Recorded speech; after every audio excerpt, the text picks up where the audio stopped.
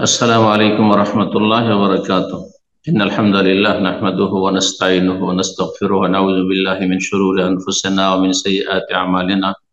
من يهده الله فلا مضل له ومن يضلل فلا هادي له، وأشهد أن لا إله إلا الله وحده لا شريك له، وأشهد أن محمدا عبده ورسوله صلى الله تعالى عليه وعلى آله وصحبه وسلم تسليما كثيرا। أما بعد, সম্মানিত শ্রোতা দর্শক মন্ডলী, আল্লাহ রাব্বুল আলামিনের প্রশংসা এবং প্রিয় নবী সাল্লাল্লাহু আলাইহি সাল্লামের উপর সালাত ও সালামের পর আজ রবিবার 19শে জমাদাল উলা 1445 হিজরি মোতাবেক 3রা ডিসেম্বর 2023 আমাদের ধারাবাহিক আলোচনা ফিকহুস সালাত, সালাতের মাসাইল, পর্ব নম্বর 24। বিষয়বস্তু ওয়াজিবাতুস সালাহ, সালাতে যেসব কথা কাজ ওয়াজিব। সালাতের গত সপ্তাহে আলোচনা করেছিলাম আরকান বা রুকুন সম্পর্কে। সালাতের যেগুলি স্তম্ভ সেগুলি 14টি গত সপ্তাহে আলোচনা হয়েছে, আর সালাতের ওয়াজিব যেগুলি সেগুলি হচ্ছে 8টি। এই 8টি বিষয় নিয়ে আজকে সংক্ষেপে আলোচনা হবে। বলছেন লেখক, ওয়াজিবাতুস সালাহ, সালাতের ওয়াজিব সমূহ। প্রথম নম্বর হচ্ছে জামিউত তাকবীরাত গায়রা তাকবীরাতিল ইহরাম, তাকবীরে তাহরিমা ছাড়া যতগুলি তাকবীর রয়েছে সালাতের শুরু থেকে শেষ পর্যন্ত। তাকবীরে তাহরিমা প্রথম তাকবীর আল্লাহু আকবার বলে যে সালাতে প্রবেশ করছেন, এটি রুকন, ফরজ। এবং ওয়াজিবাতুস সালাত যেগুলো সেগুলিও ফরজ, কিন্তু পার্থক্য গত আলোচনা তো বলেছি যে রুকন যদি ইচ্ছা করে ছেড়ে দেয় কেউ তাহলেও সালাত বাতিল হবে, আর রোকন যে 14টি তার কোন একটি যদি অনিচ্ছাকৃত ভুলবশত ছুটে যায় তবুও সেটি ঘাটতি পূরণ করা যাবে না, বরং সালাত বাতিল হবে, অথবা যে রাকাতের রোকন সে রাকাতটি বাতিল হয়ে যাবে। পক্ষান্তরে ওয়াজিবাতুস সালাত যেগুলি সেগুলি ফরজ, কিন্তু সেগুলি রোকনের পর্যায়ে নয়। সেগুলি ইচ্ছাকৃত ছাড়লে সালাত বাতিল হয়ে যাবে যতক্ষণ সেটি আদায় না করা হবে, যদি সময় থাকে। আর যদি সময় না থেকে গড়িয়ে গেছে সময়, তারপরের ওয়াজিবে চলে গেছে, তাহলে আর ঘাটতি পূরণ সম্ভব না, ইচ্ছাকৃত যেহেতু ছেড়েছে। আর অনিচ্ছাকৃত ভুলবশত যদি ছুটে ভুলে গেছে অথবা মাসলা জানতো না ছুটেছে, তাহলে ঘাটতি পূরণ করা যাবে। ওয়াজিবের ক্ষেত্রে ঘাটতি পূরণ করা যাবে সহ সিজদা দিয়ে, সিজদা সহ দিয়ে ঘাটতি পূরণ করা যাবে। রুকনের ক্ষেত্রে ঘাটতি পূরণ হবে না সহ সিজদা করে, আর ওয়াজিবের ক্ষেত্রে ঘাটতি পূরণ হবে সহ সিজদা করে। বলছেন প্রথম ওয়াজিব তাকবীরে তাহরিমা ছাড়া যতগুলি তাকবীর, তাহলে রুকুতে যাওয়ার সময় আল্লাহু আকবার বলছেন, যেগুলি কি অন্য ভাষায়, ফিকহের ভাষায়, হাদিসের ভাষায় বলে তাকবীরাতুল ইন্তেকাল। সালাতের এক স্থান থেকে আরেক স্থানে স্থানান্তরিত হওয়ার জন্য যে তাকবীর দেওয়া হয়। রুকু থেকে দাঁড়িয়েছিলেন, সামি আল্লাহু লিমান হামিদা রব্বানা ওয়া লাকাল হামদ বলে, তারপরে সিজদা যাবেন আল্লাহু আকবার, এটি হচ্ছে ওয়াজিব। আবার সিজদা, প্রথম সিজদা থেকে উঠে বসবেন বৈঠকে আল্লাহু আকবার, ওয়াজিব। আবার সিজদা যাবেন, সিজদা থেকে উঠবেন আল্লাহু আকবার। যতগুলি তাকবীর রয়েছে এগুলি হচ্ছে ওয়াজিব। 2 নম্বর ওয়াজিব হচ্ছে রুকু অবস্থায় রবের বড়ত্ব, মহত্ব, আজমত ঘোষণা করা। তাজিম রব্বে হালা রুকু, রুকুতে আল্লাহর তাজিম বয়ান করা, অর্থাৎ সুবহানা রব্বিয়াল আজিম বলা। এটি সবচেয়ে ছোট্ট তাসবিহ, যার মাধ্যমে আল্লাহর বড়ত্ব মহত্ব বয়ান করছে। কিন্তু এছাড়াও কেউ যদি সুবহান কুদ্দুস রব্বুল মালাইকাতু ওয়ার রূহ পড়ে, সেটাও তার বিকল্প হবে। এর সাথে কেউ যদি একত্রিত করতে চায় তবু জায়েজ।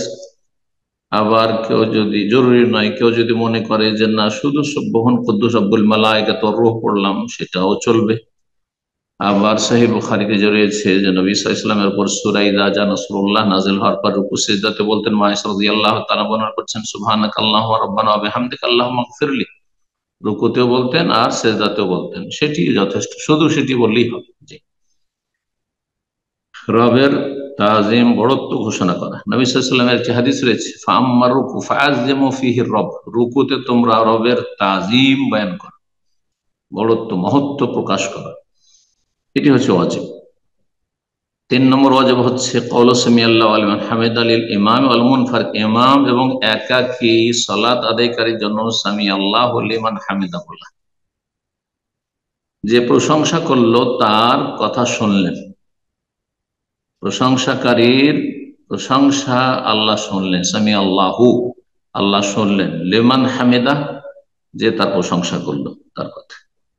ইমামের জন্য ওয়াজিব, একাকী সালাত আদায়কারীর জন্য ওয়াজিব। তাহলে বাকি থাকলে মুক্তাদি, মুক্তাদি বলবে না, এটি হচ্ছে অনেকের মত, বিশেষ করে ইমাম আহমদ বিন হাম্বল এবং হানাবিলা, শেখ বিন বাজ রাহিমাহুল্লাহ ad-দুরুসুল মুহিম্মা, যে গুরুত্বপূর্ণ মুসলিমের জন্য যে শিক্ষা নামক যে ছোট্ট কিতাব রয়েছে তাতেও, আর তারপরে তার কাইফিয়াতুস সালাতুন নবী নবী সাল্লাল্লাহু আলাইহি ওয়াসাল্লামের সালাতের পদ্ধতি, এই বইগুলি আমি অনুবাদ করেছি, তো তাতেও এই কথাই স্পষ্ট করেছেন যে ইমাম এবং একাকী বলবে সামি আল্লাহু লিমান হামিদা, কিন্তু মুক্তাদি বলবে না, মুক্তাদি বলবে রব্বানা ওয়া লাকাল হামদ।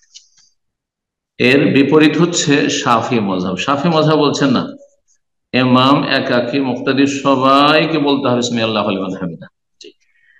এই মতটি অনেক আহলে হাদিসরা, বিশেষ করে ভারত বাংলাদেশের আহলে হাদিসরা আগে থেকেই শাফি মাযহাবের অনেক মাসাইলকে প্রাধান্য দিতেন, যার ফলে সালাতুর রসুলে তার লেখক বলেছেন যে মুক্তাদিকেও বলতে হবে সামি আল্লাহু লিমান হামিদা। জি, মাসলা ইখতিলাফ রয়েছে, যেটির উপর আপনার আস্থা রয়েছে সেটির আমল করতে পারে, ফিকহি মাসাইলে বাড়াবাড়ি কোনো অবকাশ নেই। জি, বিশেষ করে এইসব বিষয়গুলিতে, ইজতিহাদি যে বিষয়গুলি। জি। 4 নম্বর ওয়াজিব হচ্ছে রব্বানা ওয়া লাকাল হামদ বলা। রব্বানা ওয়া লাকাল হামদ কে বলবে? 3 শ্রেণী মুসল্লি বলবে, লিল ইমাম ওয়াল মামুম ওয়াল মুনফারিদ, ইমামও বলবে, মুক্তাদি বলবে, একাকী সালাত আদায়কারী বলবে।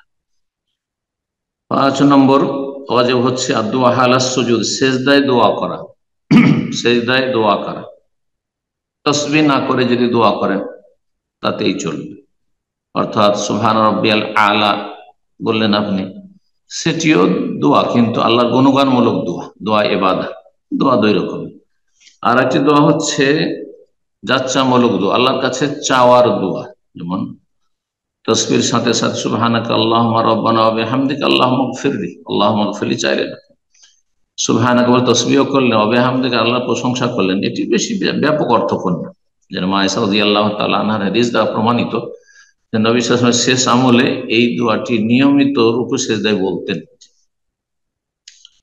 আমাদের হানাফি ভাইরা বলে থাকেন যে না, সুবহান রাব্বিয়াল আলা বলার পরে, সুবহান রাব্বিয়াল আজিম বলার পরে এই দোয়াগুলি বলতে হবে, অথবা নফলে বলতে হবে। এগুলি তাদের তাওয়িল বা অপব্যাখ্যা, বরং স্পষ্ট হাদিস রয়েছে আয়েশা রাদিয়াল্লাহু তাআলা আনহা, আর সে হাদিস প্রমাণ করে যে তিনি সুন্নত নফল সম্পর্কে বলেন, কানা রাসূল ইয়াকুলু ফি রুকুইহি ওয়া সুজুদিহি, রাসূলুল্লাহ তার রুকুতে তার সিজদাতে।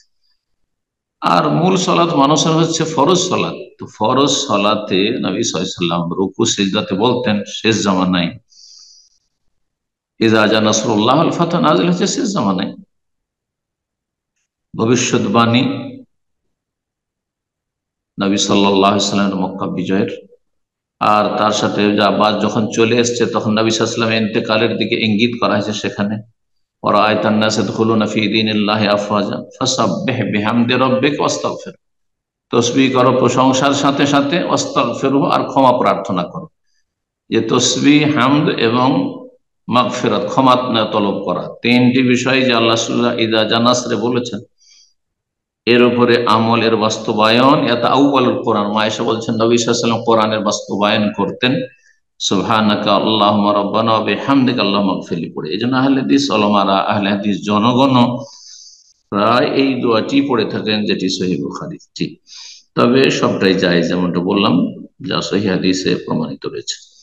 কোনটিকে নফলের সাথে খাস করা ঠিক হবে না। সিজদা অবস্থায় দোয়া করা বা তাসবিহ করা, এটি হচ্ছে ওয়াজিব। 6 নম্বর দোয়া বাইনাস সাজদা, 2 সিজদার মাঝখানে দোয়া পাঠ করা, সেটা রব্বিগফিরলি রব্বিগফিরলি রব্বিগফিরলি বলেন কমপক্ষে একবার, আর 3বার বললে ভালো। আর না হয় বলেন আল্লাহুম্মা গফিরলি ওয়ারহামনি ওয়াহদিনি ওয়াআফিনি ওয়ারযুকনি। আর কিছু কিছু রিওয়ায়াত তিরমিজি বা অন্যান্য রিওয়ায়াতে রয়েছে ওয়াজবুরনি ওয়ারফানি, এই বাক্যগুলি রয়েছে। আল্লাহুম্মা গফিরলি ওয়ারহামনি, আল্লাহুম্মা গফিরলি ওয়ারহামনি ওয়াহদিনি ওয়াআফিনি ওয়ারযুকনি, পাঁচটি হলো। ওয়াজবুরনি ওয়ারফানি আর দুটি বাক্য অন্য রিওয়ায়াতে রয়েছে। জি, তো এই বাক্যগুলিও যদি কেউ বলে তো ভালো, সেগুলিও সহিহ হাদিস দ্বারা প্রমাণিত। এই মর্মে যে হাদিস রয়েছে হাদিস সহিহ, হাদিস জয়ীফ মোটেই নয়। জি, কেউ না জেনে জয়ীফ বলে সেটা তার না জানার প্রমাণ, কিন্তু হাদিস সহিহ। এটি ওয়াজিব। 7 নম্বর হচ্ছে আল জুলুস লিতাশাহুদিল আউয়াল, প্রথম তাশাহুদের বৈঠক, প্রথম তাশাহুদে বসা, এটি হচ্ছে 7 নম্বর, বসতে হবে, এটি হচ্ছে ওয়াজিব। আর 8 নম্বর হচ্ছে কিরাতুত তাশাহুদ, প্রথম তাশাহুদ পাঠ করা। তাহলে দুটোতে পার্থক্য কি? পার্থক্য হচ্ছে যে তাশাহুদ পাঠও করতে হবে আর বসে পাঠ করতে হবে, দুটো ওয়াজিব। কেউ যদি দাঁড়িয়ে দাঁড়িয়ে তাশাহুদ পড়ে নাই তাহলে একটি ওয়াজিব ছুটে গেল। তাশাহুদ তো পড়লো কিন্তু বসে যে পড়লো না, বসলো না, আর ওয়াজিব ছুটে গেল।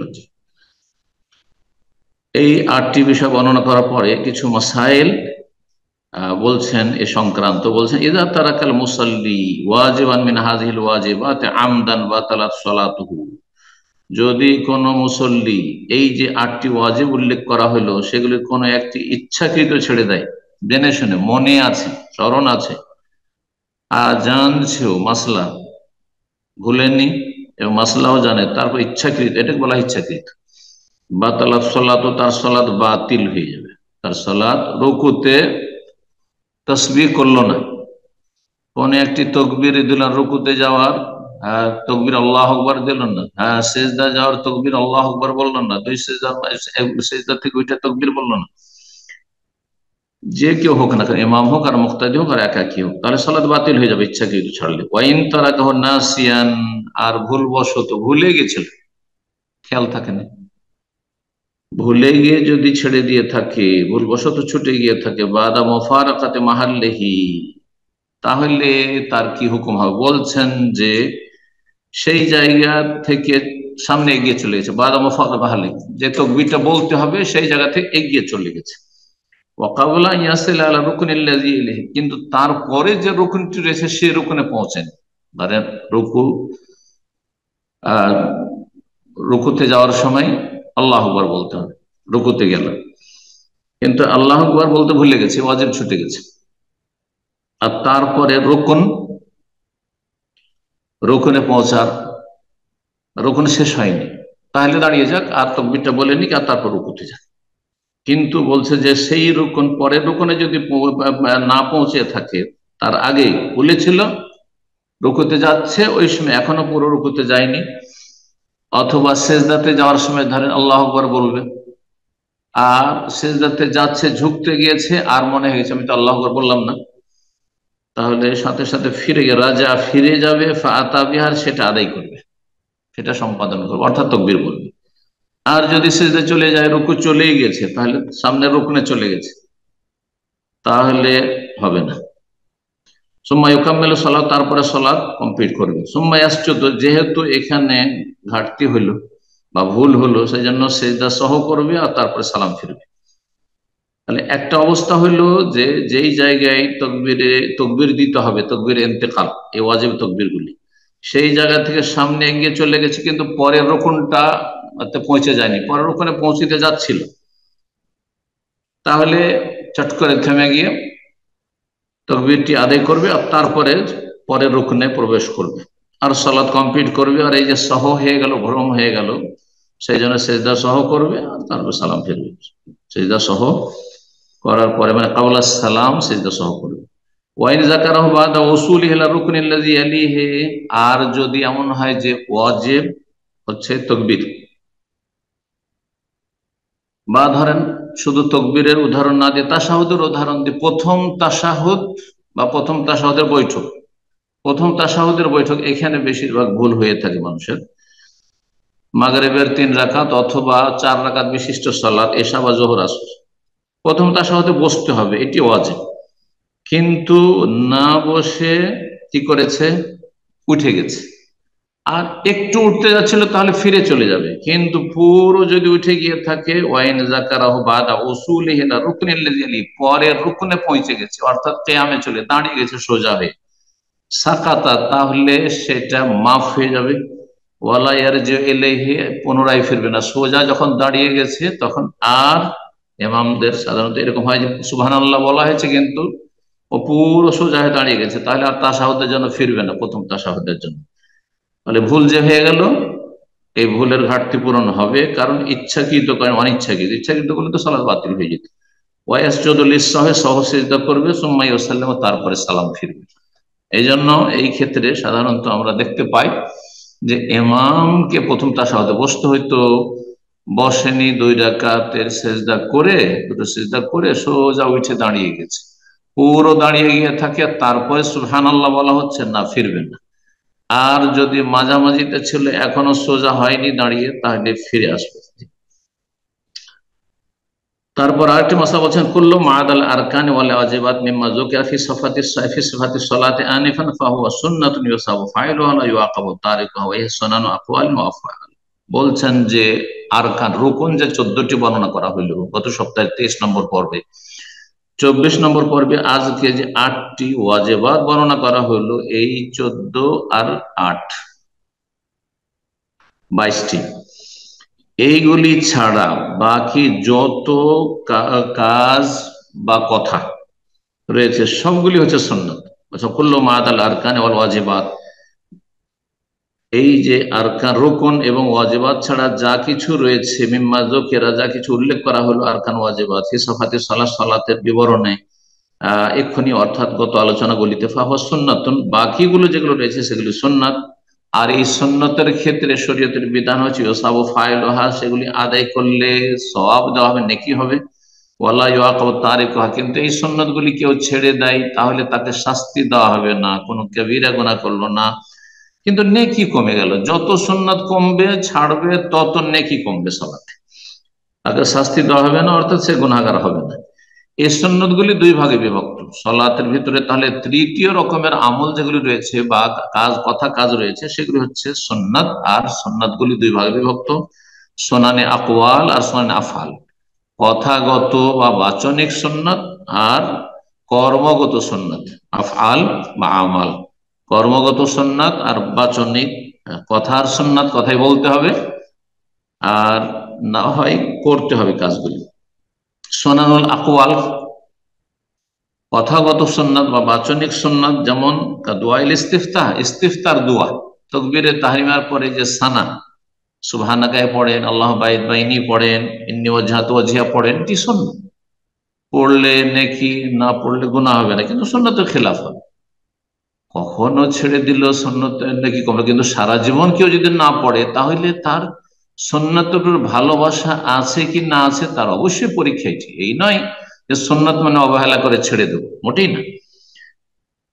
তাও যেমন আউযুবিল্লাহ পড়া, কোরআন তেলাওয়াত শুরু করলে সূরা ফাতিহার আগে আউযুবিল্লাহি মিনাশ শাইতানির রাজিম ওয়াল বাসমালা, বিসমিল্লাহ পড়া, তাহলে জেনে নিন আউযুবিল্লাহ পড়ার হুকুম সুন্নাত, বিসমিল্লাহ পড়ার হুকুম হচ্ছে সুন্নাত। সে সূরা ফাতিহার শুরুতে হোক, একমাত্র শাফি মাযহাবে, শাফি মাযহাব বিসমিল্লাহ পড়া ফরজ আর জোরে পড়তে হবে তাদের কাছে। জি, বাকি সমস্ত মাযহাবে বিসমিল্লাহ পড়া হচ্ছে সুন্নাত, সেটা সূরা ফাতিহার আগে হোক অথবা আর একটি সূরা বা অন্য আয়াত মিলাবেন তখন হোক। জি, আর আউযুবিল্লাহ প্রথমখানে যখন কোরআন তেলাওয়াত শুরু করলেন, অর্থাৎ সূরা ফাতিহা শুরু করলেন, তখন আউযুবিল্লাহ।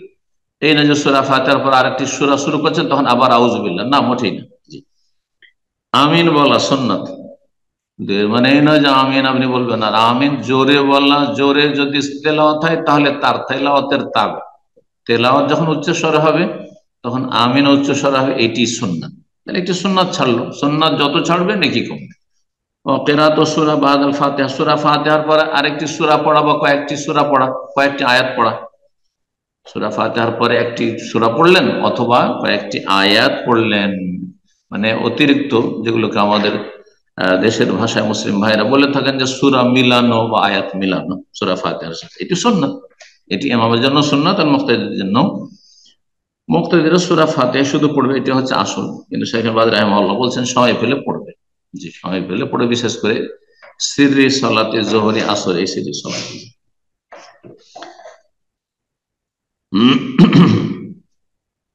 এইরকমই দোয়া মাসুরা পড়া, আত্মাহার দরুদ শেষ হয়ে গেল, তারপরে যে দোয়া মাসুরা আল্লাহ নিজাল্লাম তো নাফসি হোক, অথবা রব্বানা আতিনা ফিদ দুনিয়া হাসানা ওয়া ফিল আখিরাতি হাসানা হোক, আল্লাহুম্মা ইন্নী আলা যিকরিকা ওয়া শুকরিকা ওয়া হুসনি ইবাদাতিক, এটা সালাতের ভিতরে সালামের আগে, আবার কেউ বলছে সালামের পরে, কিন্তু সালামের আগে অনেক ওলমায়ে করেছেন। তারপরে চারটি জিনিস থেকে আশ্রয় কামনা করা, আল্লাহুম্মা ইন্নী আউযু বিকা মিন আযাবিল কবরি ওয়া আউযু বিকা মিন আযাবি জাহান্নাম ওয়া আউযু বিকা মিন ফিতনাতিল মাসিহিদ দাজ্জাল ওয়া আউযু বিকা মিন ফিতনাতিল মাহইয়া ওয়াল মামাত। এইগুলি হচ্ছে সুন্নাত, এটি সুন্নাত। একমাত্র আলবানী এটাকে ওয়াজিব বলেছেন, কিন্তু বাকি সমস্ত উলামারা বলছেন যে এগুলি সব সুন্নাত। ওমিন সুনাইল আফআল, আর কর্মগত সুন্নতের অন্তর্ভুক্ত যেমন রাফুল ইয়াদাইন, হ্যাঁ, দুই হাত উত্তোলন করা। রাফুল ইয়াদাইন করা মানে দুই হাত উত্তোলন করা। কখন? যখন তাকবীর পাঠ করবেন। কয়টি জায়গায়? চারটি জায়গায় সালাতের ভিতরে। তাকবীরে তাহরিমার সময় প্রথম আল্লাহু আকবার, এটা তো সবাই মানে আমল করে, হানাফিরা আমল করে। কিন্তু রুকুতে যাওয়ার সময় দ্বিতীয়বার, রুকু থেকে ওঠার সময় রাফুল ইয়াদাইন সুন্নাত। তিনটি জায়গা হইল। আর যখন প্রথম তাশাহুদ থেকে দাঁড়াবেন তখন আবার রাফুল ইয়াদাইন। ওয়াইজা কামা মিন রাকাতাইন রাফাহুমা কাযালিক, আব্দুল্লাহ ইবনে ওমর রাদিয়াল্লাহু তাআলা আনহু বর্ণনা করেছেন সহিহ বুখারী হাদিসে, যখন তিনি দুই রাকাত পড়ে উঠতেন প্রথম তাশাহুদ পড়ে, তখনও রাফুল ইয়াদাইন করতেন। তো এগুলি সুন্নাত, রাফুল ইয়াদাইন সুন্নাত। ওয়াজু ইয়ামিন আলা শিমাল, ডান হাত বাম হাতের উপর রাখা, হালাল কিয়াম, দাঁড়ানো অবস্থায়। জি, ডান হাত বামের উপর রাখবেন, কিন্তু কোথায় রাখবেন? সহি হচ্ছে বুকের উপর রাখবেন। হাম্বলি মযহাবে এই মাসলায় যেহেতু শিথিলতা আছে, এই জন্য লেখক এখানে স্পষ্ট করেন রাখবেন, ডান হাতকে বাম হাত উপর রাখবেন, মানে হাত মালিকিদের মতো ছেড়ে দেবেন না। কিন্তু রাখবেন কোথায়? সেটা পেটের উপর না বুকের উপর? হ্যাঁ, পেটের উপর মানে নাভির একটু উপরে হলো, কিন্তু পেটের উপর, যেমন অনেক হাম্বলিরাই করছেন এরকম। আর নাকি নাভির নিচে, যেমন হানাফিরা করছেন, অনেক হাম্বলিও করছেন। তা এই বিষয়টিকে উল্লেখই করেননি লেখক। কিন্তু এই ক্ষেত্রে জেনে রাখবেন যে এই মর্মে চারটি হাদিস রয়েছে। আল্লামা আলবানী রাহিমাহুল্লাহ তাহকিক করে বলেছেন যে বুকের উপর হাত রাখাই হচ্ছে সহিহ সুন্নাহ। সহিহ সুন্নাহ, নাভির নিচের হাদিস হচ্ছে জয়ীফ, দুর্বল। জি, সর্বসম্মতিক্রমে। বলে ইফতিরাশ, আর প্রথম তাশাহুদে বাম পা বিছিয়ে বসা ওর উপর। আর শেষ তাশাহুদে তাওয়াররুক করা মানে নিতম্ব জমিনে রেখে বসা, নিতম্বের উপর বসা। এগুলি। আর পুরুষ মহিলার সালাতে কোনো পার্থক্য নেই। হানাফিদের সালাতে মহিলাদের জন্য তাওয়াররুক নিতম্বের উপর বসা রয়েছে, কিন্তু পুরুষদের জন্য শুধু ইফতিরাশ প্রথম তাশাহুদে অথবা শেষ তাশাহুদে হোক। এই পার্থক্য মোটেই প্রমাণিত নয় হাদিস দ্বারা। আল্লাহ বুঝার তৌফিক দান করুন এবং সহিহ সুন্নাহ মোতাবেক সালাত আদায়ের তৌফিক দান করুন, ইত্যাদি ইত্যাদি। তো এই ছিল মোটামুটি আলোচনা আমাদের আজকে ওয়াজিবাতুস সালাহ সম্পর্কে, সালাতের ওয়াজিব সম্পর্কে।